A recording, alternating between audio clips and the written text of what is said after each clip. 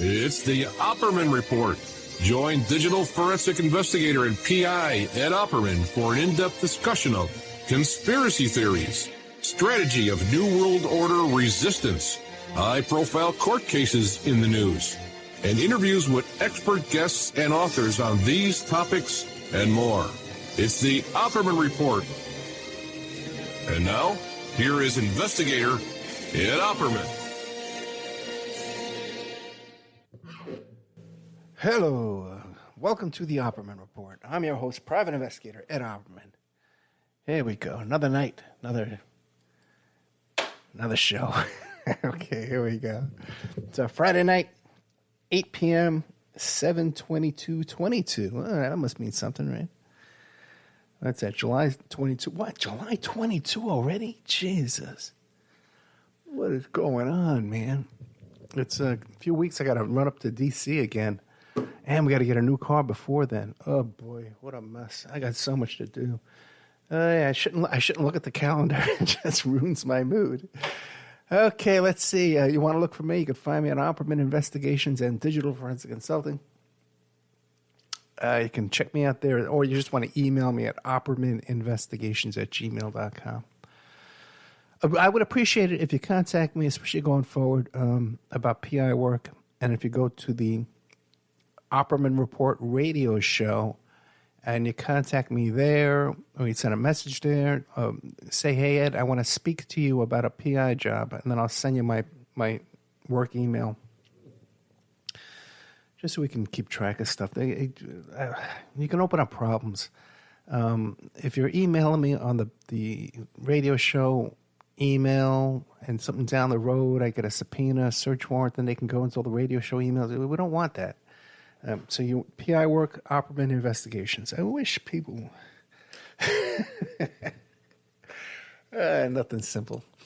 If you like our show, check out our Patreon. And if you go to Patreon right now, we uploaded a brand new show today. Chris Todd, that L.A. investigative reporter I had on about the Delphi murders and also about the OJ accomplice, did a show with him about the mysterious death of Natalie Wood. Now that's in there. It's ad-free. It's exclusive content you can't find anywhere else. There's a show we just uploaded with Melinda Kula, John Benet Ramsey murder case. Did an interview with her, a two-part interview with her years and years and years ago. And I tried to follow up and look into the case a little further, the information that she had. And it was just very difficult, very impossible to get anything accomplished. So I just moved on with it. But and then we did this interview here that's been in the members section. We just put up in Patreon. So you can check that out. Aaron Leonard, the folk singers in the Bureau of the FBI and folk artists in the suppression of the Communist Party.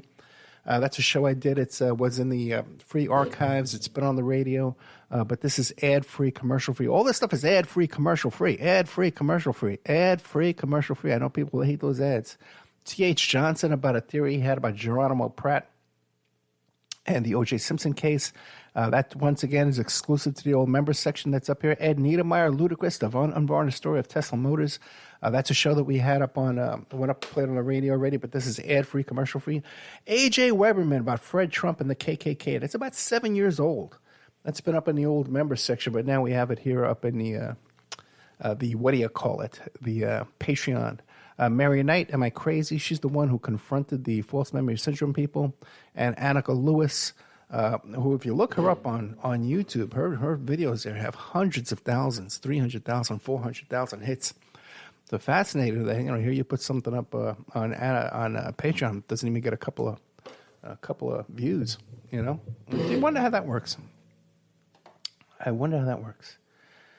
So that's Patreon. Let's see what's coming up in Patreon that it's about to be released. Dennis Brooks, Too Pretty to Live, The Catfish Murders of East Tennessee.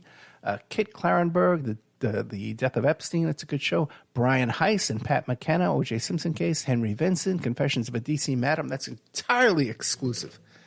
That Henry Vinson show. That's Confessions of a D.C. That's the whole Franklin cover-up stuff. This is the guy. This is the madam. This is the guy who was running the gay escorts.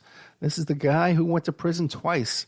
The pilot, The one was being blackmailed by Craig Spence and Lawrence King. It's the guy. No other interviews with this guy. Fine, look for one. Find one. I dare you. Okay, Henry Vincent, Confessions of a D.C. Madam. Brian Wilson, Blood on the Tracks. And so that's some new stuff that's coming up, about to be released. Plus, I may sneak out some stuff every now and then, surprise you. You never know. You never know what Ed Opperman's going to do. He's out there. There's no stopping him. He's out of control. He's lost his mind. Okay, so there we have that. Of course, you want the archives. It's on Spreaker.com. You go to Spreaker.com. You sign up for free. Get an email notification when new content comes up. There's a chat room. All the old archives are up there. Nothing is getting uploaded to the regular YouTube channels. I have some temporary channels are up, but mostly garbage. And nothing getting uploaded there at all. What is this? Oh, okay. Please call for reservations. Thanks. Okay. It's thank you very much. It's 8 o'clock at night. I called you at 8 o'clock in the afternoon. Thank you so much. I'll get right on that. Okay.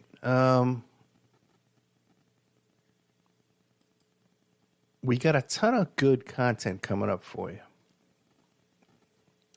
I interviewed today, this was yesterday.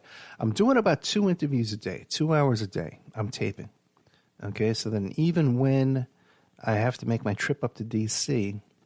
In August, we'll have plenty of brand new content every single day going up to Patreon and going up to the AM/FM stations and going up to the Spreaker people. Jen Thompson, who is a first-hand witness to the Columbine shootings. She's a first-hand witness and saw a third shooter who was not Eric, was not Dylan, and did not look like them, looked like a military-type guy.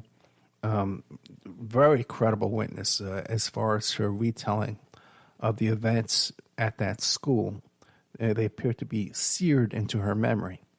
And when she's describing things like seeing this third shooter and describing what he looks like, it's the same level of intensity and sincerity that she's describing other incidents that are well known. Teachers getting shot, people she knows having to walk through glass and water.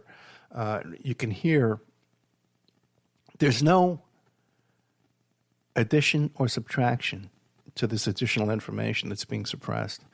So I was very impressed with her as far as her telling of that testimony there. Jen Thompson, Columbine survivor. The Next Civil War Dispatches from the American Future. Interesting fellow. I had him on. It's a good book. I would suggest people take a look at it. Guy's from Canada, and we were talking about, basically the division amongst the capitalists here. These capitalists here, they just can't seem to get along. These Democrats and these Republicans. And they're just tiffing and fighting all over the place. El Golpe, U.S. Labor, the CIA, and the coup at Ford in Mexico. Very, very good guest. Mr. McKenzie. That'll be coming up too. AM/FM, all that stuff. Into the Nightmare, my search for the killers of President Kennedy. Another great show. Stuart Rhodes Swingers. I'm going to play this tonight. Did you know that Stuart Rhodes, the founder of the Oath Keepers, had a swinger lifestyle? It was out there. And so did that fellow Jason, the one who testified there in the dungaree jacket before the January 6th hearings, the spokesperson for the... turns out they lived together for a while there. The Jason fellow was married with kids, but Stuart would stay there on his couch, and they were all into this swinger lifestyle. How do you like that? We also got some exclusive information about $70,000 worth of gear and weaponry that was purchased before January 6th, and another large purchase of gear and weaponry that took place right after January 6th. And once again, that's with Tasha Adams, the wife, the current wife, and soon-to-be ex-wife of Stuart Rhodes, the leader of the Oath Keepers. So you guys, you can tell me all you want about how, Ed's just the silly goose. He doesn't know what he's doing. I got to tell you, I'm talking to the people involved. I don't know who you're talking to, where you get your information from, man. Good for you. If it's big hoax. Oh, Ed, haha, you believe that? Yeah, I do. Okay, I don't know where you're getting your information from. I know where I get my information from. The Night Stalker. We're going to play that tonight, too. Detective Gil Corrales. No, Castillo, I think his name is. Who was, he's in that documentary film on Netflix about the Night Stalker. Had him on. Pay careful attention to that interview. Okay, pay careful attention to that interview. I asked some very probing questions that I think people would want to hear. Profile Defenders, profiledefenders.com. An interesting guy. We had him on. What he does is that reputation repair online. So I had him on. That's already up in AM/FM land. Podcast for a New American Century. I forget what that's about. I think I forget what we were talking about in that interview. Let's see. Oh man, I'm sore all over. That's about it. Pretty much. A Rabbit Hole eventually. Okay, that's been played. Anti-Lawyer. Alec Castanis. Oh yeah, Unusual Cruelty. Yeah, that's a good one too as well. Riding with Evil, Taking Down the Notorious Pagan Motorcycle Gang. You can find that at Patreon too as well. So a lot of great content in the works. Guess who I'm talking to tomorrow? Good old John Draper, Captain Crunch. Remember that? He was like the first telephone hacker, phone freak, they used to call him back in the old days. That they was figuring out how to make free phone calls and stuff like that. He did some time for hacking. The guy used to live with A.J. Weberman. Did you know that? He was living over there at 10 Bleecker Street with our other guest, A.J. Weberman. I never met him back when I was a kid, but we did have some contact with each other back in Vegas. Never had the opportunity to meet, but we've been staying in contact over the phone. He's got some very serious medical issues, so we're going to try and raise some money for him. We have Joseph Green tomorrow coming up, too, because he did a play. The guy wrote a play, and the play is being performed, so I wanted to help him with that and promote that for him. Well, let's see if I can even look at my schedule here, see what other guests I have coming up. I got a big one Monday coming up, too. A big author. Forget who it is. Not an author. Yeah, she's like an author. Let me see if I can find this stuff real quick. Do my notes here. I'm exhausted. You have no idea. Here we go. Tuesday. Oh, Tuesday is this lawyer who was involved in a cult in Manhattan. And Monday is Ning Burley. I forget Burley. I forget what the story's about, though. I have to look it up. And then I'm just booking like crazy. I got this woman helping me out booking shows. She's doing a great job. So we're accumulating a little team here. Good old Ed Parnell uploading and now help booking and scheduling guests. Well, she's helping to book guests for now. The scheduling part we haven't gotten into yet. And I'm the worst at that kind of thing, talking to these people about what time the show is. And, it's good. Trying to work out the time zones and stuff like that. I'm always apologizing. Oh, I'm so sorry. I got the wrong time, wrong day. But there you go for that. Okay, what's tonight's show about? The name of tonight's show is called The Barzini Meeting. The Barzini Meeting. It's from The Godfather. Okay? Now, I got a lot of stuff I'm going to be talking to you about tonight, but the Barzini Meeting. Now, why would I bring up the Barzini Meeting? Oh, there's a friend of mine here. Let me see how she's doing real quick. Just real quick. Because she's kind of out there. And oh, good. Okay. I can't deal with this now. Wait, good. Let me just pretend I'm live on here. Good.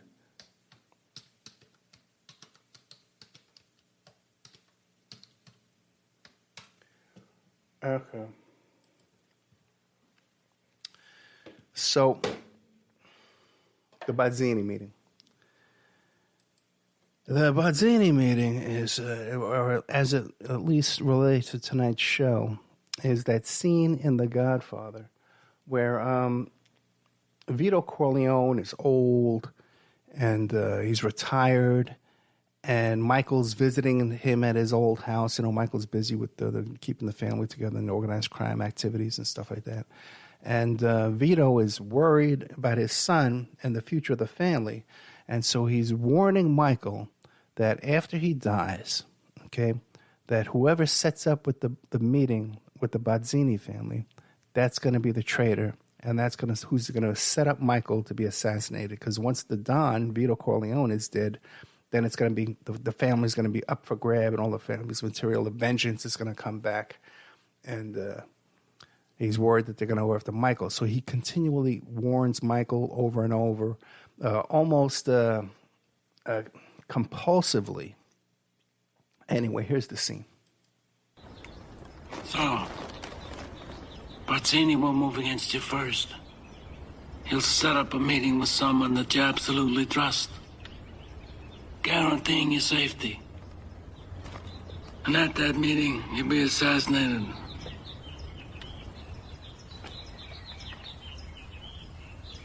I like to drink wine more than I used to. Anyway, I'm drinking more. It's good for you, Pop.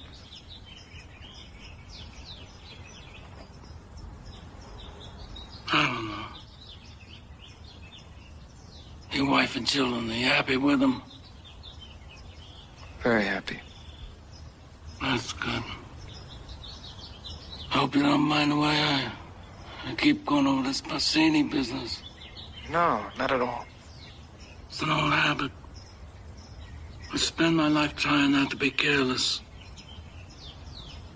Women and children can be careless, but not men. How's your boy? He's good. You know, he looks more like you every day. He's smarter than I am. 3 years old, he can read the funny papers.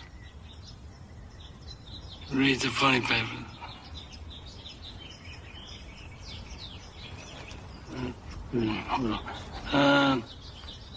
I want you to arrange to have a telephone man. Check all the calls that go. You know, I did it already, Pop. You know, could be Pop, anyone. I took care of that. Oh, that's right. I forgot. What's the matter? What's bothering you? I'll handle it. I told you I can handle it. I'll handle it. So there you have the Don, old, going senile, and he's compulsively and repeatedly warning Michael about the Barzini, the meeting with the Barzinis. Let me do it one more time. This is so important. Let me tell you one more time. And I brought that up because once again, I come to you week after week after week, and I'm upset about these issues that I'm trying to share with you, knowledge that I have, firsthand knowledge that I have with you. And I am so upset that there's these others out there that are talking about the same topic as me, but they have no personal involvement, and they're getting their information from Googling and watching YouTube and watching documentaries and reading articles. And I'm trying to explain to them, you know, and even when I see these people and they're talking about something I worked on, I'll say to them, hey, you know, would you like to talk about this? I worked on this. And they're not interested because they've got their own agenda. And I warn you about this week after week after the week. Well, it's getting to the point where it sounds like I'm complaining or I'm jealous or my ego is involved. But I'm telling you this because it's so important to me. I did this show. I came on the radio because I felt that I had important things to share with the world, you know, about my experience, things I knew about the media, things I knew about certain things and you know, different cases I've worked on and things, which I'm going to tell you about later on. Tonight we're going to be talking about the Secret Service and my involvement with the U.S. Secret Service. I was going to name the show. It's my personal involvement with the U.S. Secret Service because right now we have the January 6th hearings. And the Secret Service, everyone's reporting to you in the news about how they've deleted their text messages, but they haven't deleted their text message. What they've done is reset their phones. They've restored their phones to factory settings. They've done a factory reset on their phones, which was standard procedure, okay? But they were supposed to back up information before they did that, which they did not. So I'm going to explain to you all about deleting text, what can be preserved, what can't be preserved, what the process is. I'm going to explain all that to you because I have firsthand experience of this. I have firsthand experience in dealing with the U.S. Secret Service, and I have firsthand experience dealing with cell phone forensics. That's what I'm here to talk about, stuff that I know about. But we had another incident this week, okay? And it's really not important what the topic was. But what the topic was about, let me pull up my notes here. Boy, it's so sad to see this kid here screwing himself up. Hey, the topic was the John Wayne Gacy, okay? And just to give you a little short scenario here, someone had posted this new documentary. It was like I didn't even watch it. It was like this kind of YouTube video about John Wayne Gacy, and we're going on, oh my God, this is so great. And I said, oh yeah, I got a lot involved with John Wayne Gacy. Let me tell you this.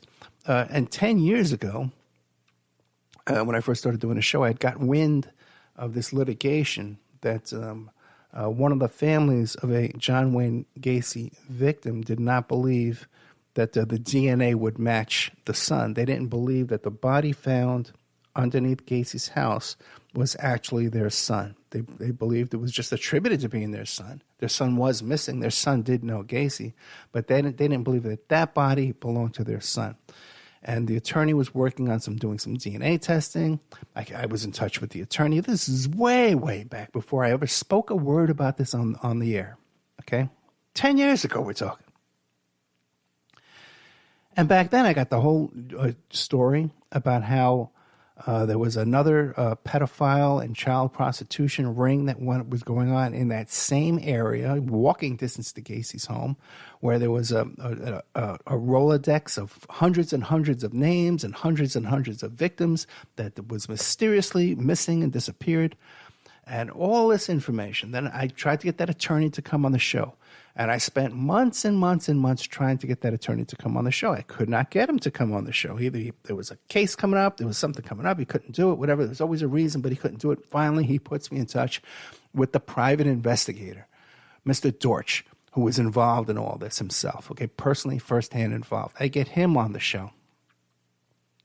And we discuss all these different things. He tells us about how he knows of these other locations where there's definitely bodies buried, and they brought a team out there. They were supposed to search, but the cops wouldn't let them search in the area when they wanted to search, and all this stuff.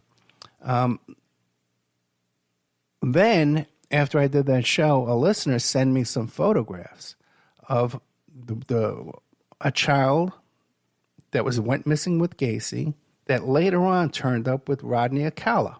Okay, so a child who they thought was dead with Gacy was kept alive for years and wound up in a stack of photographs associated with Rodney Acala, the dating game killer, who has all kinds of connections to Roman Polanski and Marlon Brando. He dumped a body on Marlon Brando's front porch, okay? And you can't even find that on Google, okay?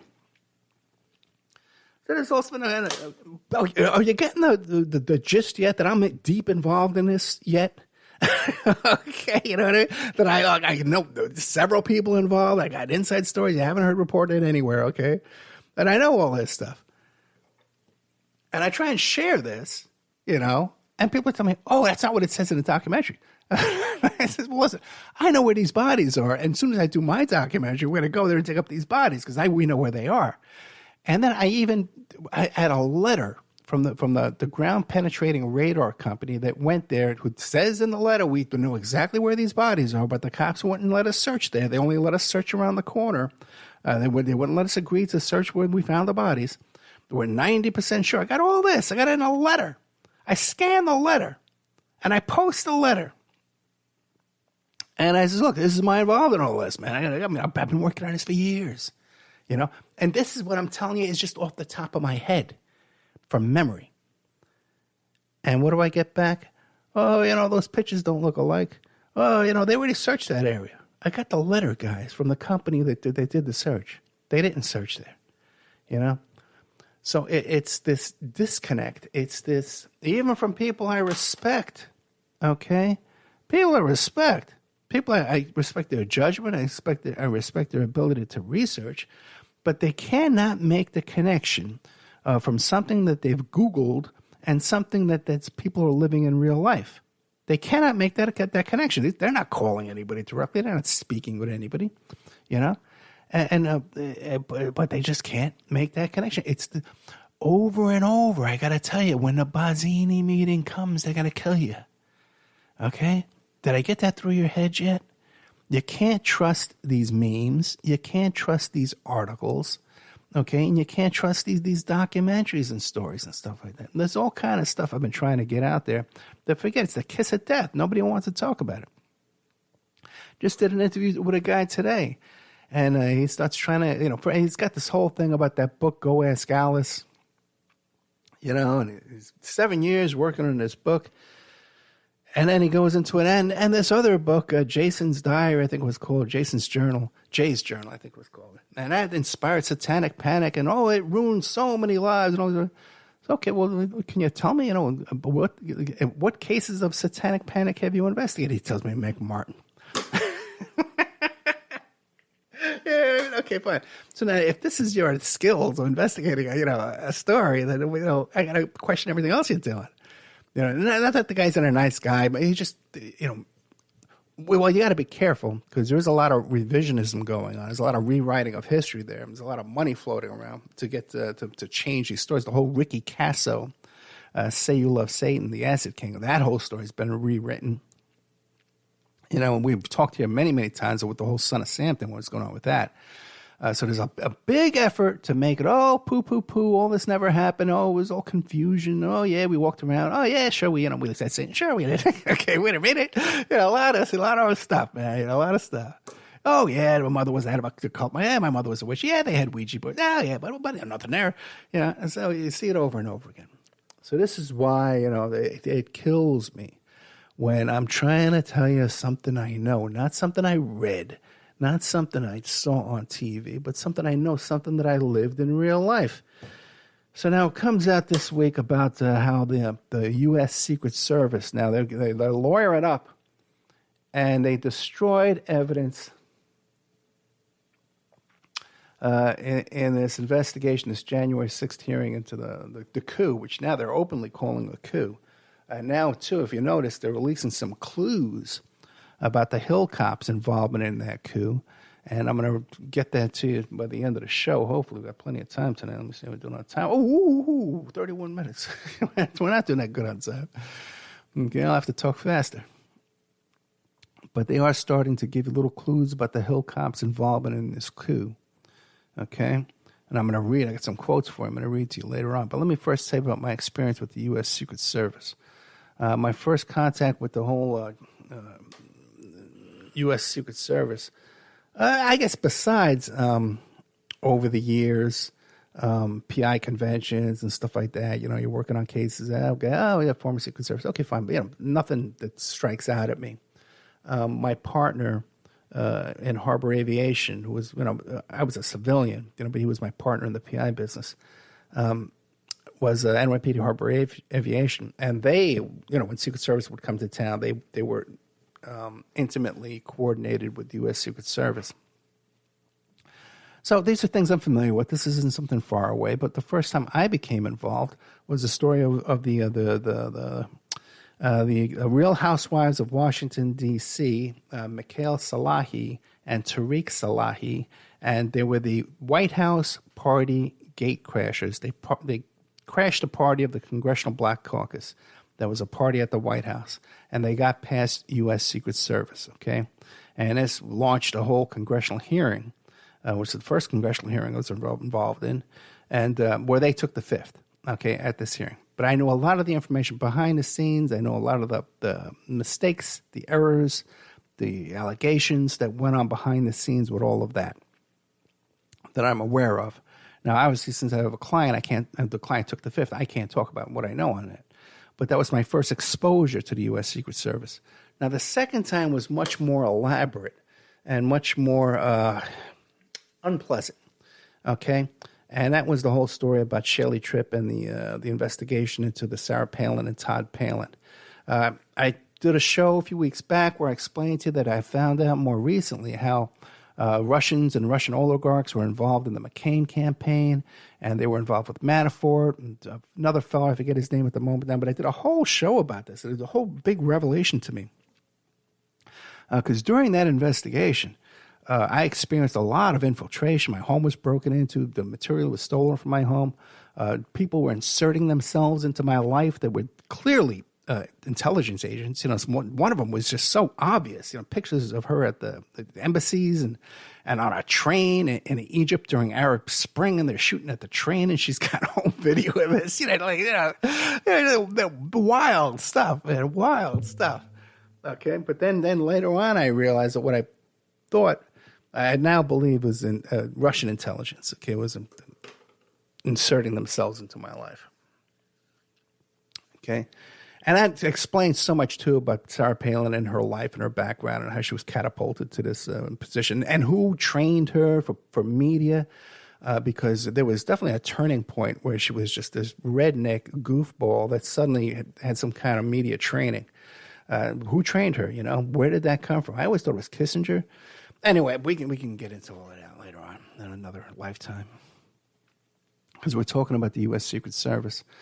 Now, we said, well, Ed, what does that have to do with the U.S. Secret Service, Sarah Palin and all that? What did that have to do with it? Well, my client, after this was all kind of blown over, and Sarah Palin declared that she wasn't going to run for president, which happened the day after I received all her material, the laptop and the hard drive and the Rolodexes and stuff like that.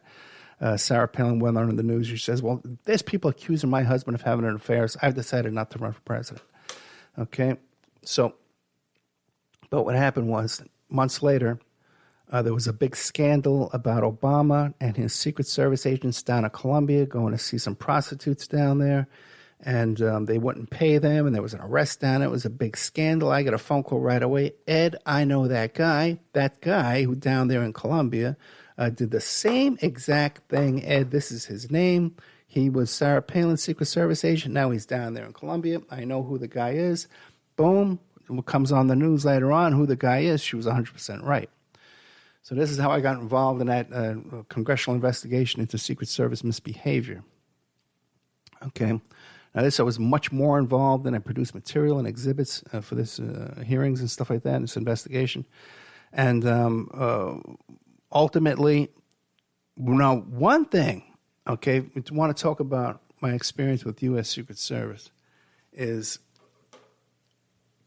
never before, okay, of dealing with clients, dealing with district attorneys, police departments, sheriff's departments, where evidence is being shipped to my office, okay, was there ever any kind of interruption with those shipments? Now, I've had other situations with clients, sending me material that there was, the material was intercepted, okay? I have no doubt about that. But in this, and one time, and it was with a guy who was a guest on this show, and his background, I can see why it would happen. And then the box was just ripped open, okay, to make it obvious, man. Hey, man, we just ripped open your box, okay, to take a look inside of it, because we don't like your guest and we don't like you, okay? But in this situation here, with some of this material around this U.S. Secret Service investigation, a large FedEx envelope, in fact, I have pictures of it up on my Facebook. I'll put up on the Patreon. A large FedEx envelope was sent to me, and there was a tiny hole punctured in the envelope where you could stick a little pinhole camera in there with a little light on it, look around and see what's inside, okay? Now, I believe that this was heavy-handed U.S. Secret Service surveillance on me during that time and interference in my investigation into their misbehavior, okay? Now, not only that, too, I forgot what I was going to say. There was, they broke into the thing. Oh, wait. This brings up a whole thing, too, because one of the reasons why I finally resigned from that job there, okay, is because when it's clear as freaking day that you're under surveillance, the last thing you want to do is have somebody giving you tracking numbers over the phone, okay, or email. You know what I mean? There's steps you can take to avoid that kind of surveillance, okay? You can ship from a different account. You could have it shipped, from a different post office you normally use that you're not using your account number on. Or you could send somebody else with the material to send it. And you send it to a different address. I have plenty of addresses you can send to me that I can use all over the place. Okay, but then also too, you don't give up you don't talk about it on the phone, you don't talk about it in email, and these little basic steps of security were being ignored, and what do you call, like, frustrating me, like blatantly ignoring these kind of things, these simple steps to avoid this kind of problems. Well, why create more problems for yourself? In that investigation, it was run by Joel Lieberman, who then later on, I found out later on too that he was very close to McCain. He was very close with the Sarah Palin story. So he wanted to do no favors for me. I had no idea. So much of this I was so naive about, and I wasn't, it was about 20 years ago, I wasn't that much of a babe in the woods, but just had no idea. I guess I was over my head with that. That was before Epstein stuff. But then again, too, it prepared me for Epstein. I'll tell you that. It prepared me for Epstein. I was terrified going into the Sarah Palin investigation. I talked to my pastor. I talked to my father about it. I talked to a lot of people, advisors, and advised me, hey, there was no reward at the end of that. Trust me. It was nothing but grief from beginning to end. But it did give me the experience and the courage to move ahead with the Epstein investigation when that was dropped in my lap. And then other things, too, now that come along all the time, constantly dropping in my lap. Oh, boy. So, but the U.S. Secret Service, people have this impression of them that these are really, because they make that face when they drive and stuff like that. You know what I mean? That they look real serious and they look real professional, and they got a lot of good equipment. I guess they've done some good movies. But they have a really bad reputation of heavy, heavy drinking, heavy, heavy womanizing. Did you know that at the Olympics in Utah there was a huge scandal about the U.S. Secret Service bringing in underage girls to these hotel rooms, to their parties, and getting them drunk and working these girls over. Huge scandal. You don't see it anywhere. There was just a scandal just this year in April of agents that were involved because, there's different branches of U.S. Secret Service. Some are dressed like cops, and they work out in front of the White House, and they check people in, they check people out, just like the ones who snuck past them with General Flynn and Sidney Powell and Pat Byrne, that wacko guy, man. I told you that whole story a couple of weeks back. Might have been last week. They got those guys at the front with the uniforms on, and then you got the guys in suits and ties. Then they investigate counterfeiting and credit card fraud, all kinds of stuff like that too. So U.S. Secret Service is a big operation, but they have this reputation of being really hard partiers. And a lot of things came up during that hearing and that investigation. Stories about, a woman Secret Service agent decked out in full SWAT gear who was having a custody issue with her husband or her boyfriend or whatever it was, and went to her kid's school in full SWAT attire, decked out with weapons and tear gas, and almost got to pick up her kid at school. Like, not during pickup time. She went there during the day and just got her kid out of there in full SWAT gear. Cops fall on the street, being found drunk in the street with their guns stolen. Martha's Vineyard, the wild parties up at bars at Martha's Vineyard and stuff like that, where they were banned from returning back to the clubs and back to the bars. And then plus this whole thing that just happened, this huge bribery scandal where these agents were getting free apartments and free cars. Their rent paid for a year, and really huge, what do you call it? A lack of security there. Pitfall. I forget the word I'm looking for. Penetration, faulty. Someone else type out the word for me. I'm sure. So there's all of that too. So U.S. Secret Service. What's this here? Okay.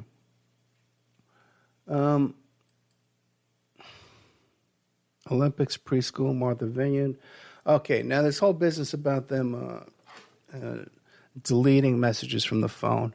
Now, it's being reported to you, even in mainstream media and stuff like that. Oh, it doesn't, when you delete a message from a phone, anything can be recovered from a phone once it's deleted. Nothing's ever really deleted. It can all be recovered.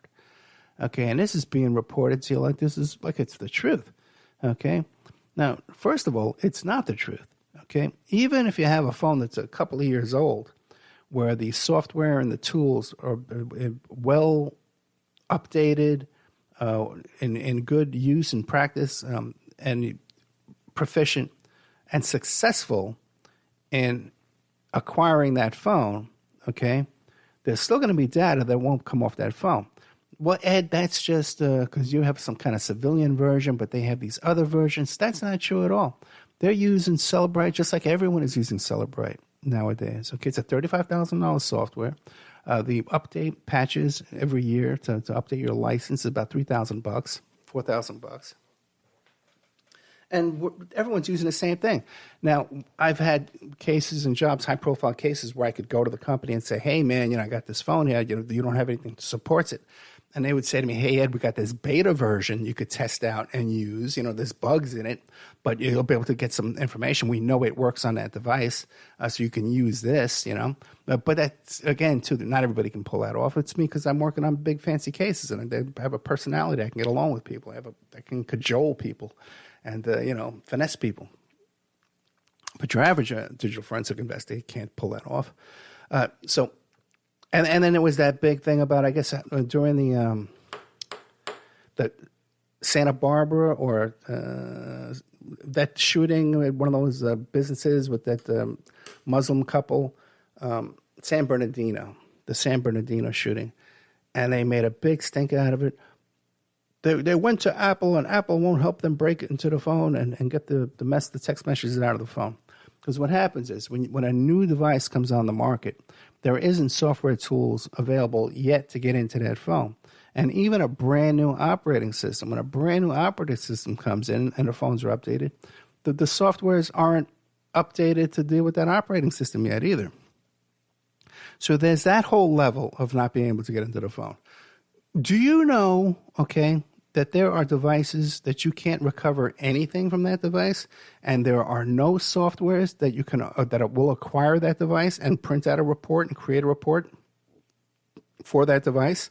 And in order to make a report on that device, what you have to do is they sell you a little camera with like on a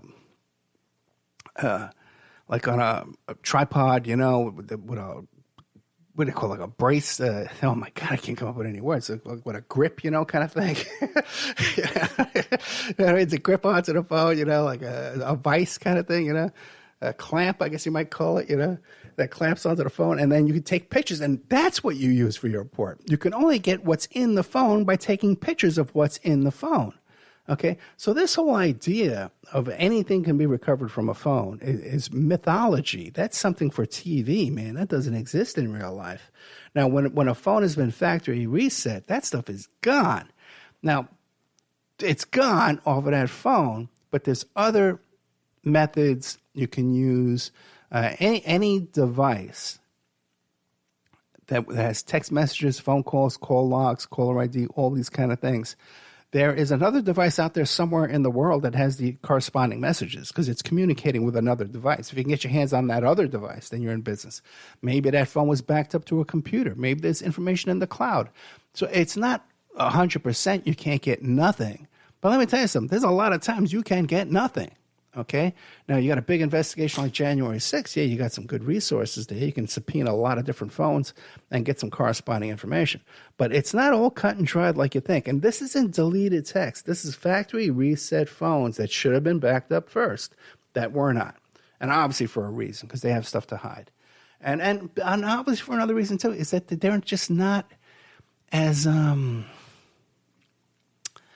policy driven, as you think they are. They're just not as dotting all the I's and crossing all the T's as people think they are.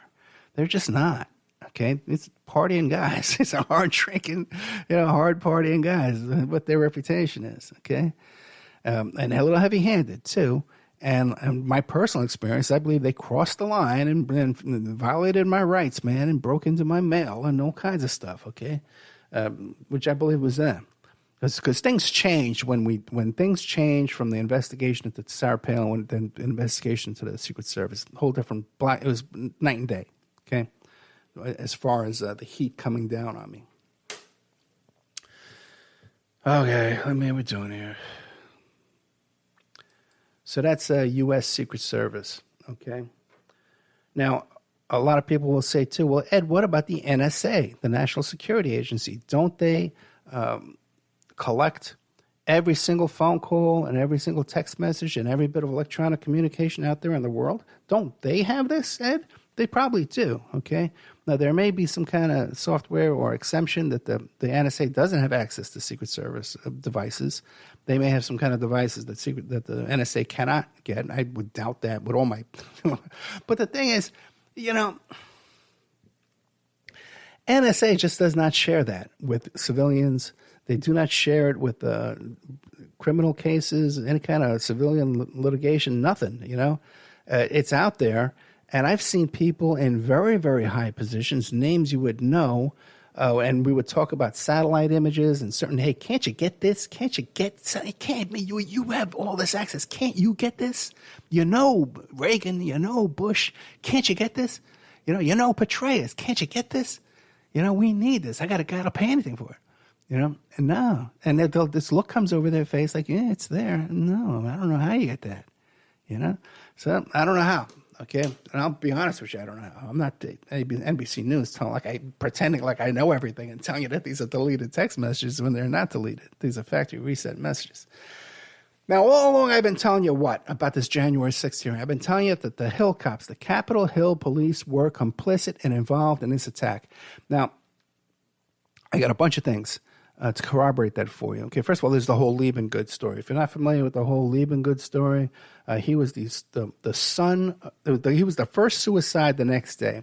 His father was the sergeant at arms. His father retired from being the sergeant at arms and went to work for Stone and Manafort's lobbying firm. Okay, the next is January 6th, and his Liebengood cop kills himself the next day, or he dies the next day. We know there's no autopsy. No one really knows how he died, but they claim it's suicide. Okay. Very suspicious to me, okay? So now you got one suspicious Hill cop death, okay? Now there's a video. The first guy to break in, he had captured a police officer's shield, and he used it to bust in the window, and they start climbing in. He was a Proud Boy, and they start climbing in through that broken glass window, and they're even talking about it on the radios. They've breached the window. They're coming in, right? Now, when you watch the closed-circuit video surveillance from inside the Capitol building, the first guy that comes in, the first thing he does is he puts his hands up. Okay? Now that tells me that there were cops there, uniformed cops, who were there, maybe weapons drawn, that were out of sight of the cameras. Okay? Interesting that they would know where the cameras are and they would be out of sight of those cameras. Okay? Interesting that this guy would put his hands up as if he was looking at some cops staring at him in the face. And very interesting that these cops made no effort to stop people from coming through that window. Okay? With bats, batons, tear gas, pepper spray, tasers, or lethal stopping power. Okay? That no steps were taken to prevent anybody from coming through that window. And people came through that window, and a couple others, when they came through, had their hands up too as well. So very interesting video surveillance. But a couple of things. One thing you have, and what have I been saying to you all along, is that the Capitol Police were complicit and allowed this, that there were, and you don't need the whole entire Capitol Police. You only need a couple of guys in there who can have a couple of friends. You only need a few, okay, to influence the whole thing. Okay, because that's how cops work, okay. You got a couple of dirty cops, man. They know all the other dirty cops. It's the same thing. These guys are such gossipy washwomen you have no idea in your life. Okay, and they're all up to shenanigans. But, Ed, where's the smoking gun? I got to smoke it. How about Trump? Okay, at 2:28 p.m., Trump tweets, "Please support our Capitol Police and law enforcement. They are truly on the side of our country. Stay peaceful." So, and then you got the guys, Oath Keepers. Hey, Trump says they're on our side. Okay? All right. What more do you want than that? Now, what was the goal of Trump? And this was to delay the counting of these ballots, the certification of these electoral college votes. Okay? Stall. Slow it down. Prevent. Even if you got to kill Mike Pence. Okay, just imagine if they would have killed Mike Pence. If that crowd would have killed Mike Pence and killed Nancy Pelosi, that's the whole chain of command behind Trump. And if Trump had led that bunch in there into that building, and they took over that building and did not release that building back, and they could not gather and count those ballots, if that crowd could have got their hands on those boxes of electoral college votes, okay, all right, this was a serious coup, and it was close. The only thing that saved this democracy, run by the CIA, okay, and capitalists, it was incompetence, okay, because it's not like they weren't trying. They were trying with all their little might, okay, up until the end of the night. And what do we have? What else did they show us? Now, why did they show us this video of Chuck Schumer? Okay, I've had my own dealings with Chuck Schumer, too, back in New York City when I had the beeper company, okay? But Chuck Schumer, I'm not a fan of Chuck Schumer's, but... and Chuck Schumer's on the phone there talking to somebody. He's talking to somebody in security who is talking to Christopher Miller. And he says, some people in Capitol Police say it will take several days to secure the building. What do you say, Christopher Miller? And Christopher Miller says, well, best case scenario, we could do it in 4 or 5 hours. But I'm not there. I don't know. But Capitol Police were telling Chuck Schumer, hey, we're not giving you this building back for 4 or 5 days. How do you like that? So we have Trump saying they're on our side. We have Capitol Police saying, hey, we're not giving you the building back for 5 days. We need to secure it. Okay? They had to be overruled, by other security people to say, well, you talk to those guys. Right? Then there's also all kind of communications back and forth with the U.S. Secret Service inside the building. And they're communicating with some other security forces inside the building and saying, hey, can we get through that hallway? Well, there's smoke, there's people there, all this shenanigans going on. And you can listen to all this yourself. You don't need me to listen for you. I don't have any special access to any kind of information when I'm just telling you what I heard on TV. So that's something we can all debate. Okay, I don't have any kind of extra information for you on that. I'm not going to tell you about any Barzini meeting as far as that goes. Real quick, Johnny Depp settled a lawsuit against some guy he smacked around on a movie set because he was drunk and wasted. The hero, Johnny Depp, can you believe that? What a great guy. I guess Amber Heard somehow. It's her fault. Ricky Martin also settled a lawsuit with his nephew. He admits he had a consensual sexual relationship with his nephew. So an incestuous sexual relationship with a younger relative. The younger relative claims there was also domestic abuse and violence involved. He says that Ricky Martin was stalking him. And a judge in Puerto Rico granted a restraining order, but that was settled for a few bucks. A lot of stuff here that we're not going to be able to get into tonight. We're out of time. All right, guys, thank you so much. Coming up next after this will be Stuart Rhodes. Stuart Rhodes, Oath Keepers and how they're swingers, and about their purchasing weapons. January 6th will be his, commercials. Don't forget, really need your support. Okay, got a big trip coming up. We got to get a new car, okay, because I can't keep renting cars. First of all, I hit a deer last time I rented a car, so I got a little problem with the insurance company, the rental companies. So we have to buy a new car to drive up. I need a new car anyway. I was going to get one anyway. So we got that expense, and I'm taping up shows like crazy for you here, so there's no interruption in the show. So if you can become a Patreon and help support these efforts, help me get Vic back up to college in one piece. You just had to rent a new apartment. Got a lot of expenses, let's put it that way. A lot of bills, a lot of expenses. And I haven't asked for any kind of donations in years. We got one $25 donation last week. One guy. There's another guy that sends like $2 a month. And then you got Brace Belden from Chewing On sends $100 a month. Okay. So, let's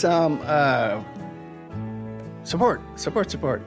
Okay, guys. Good night.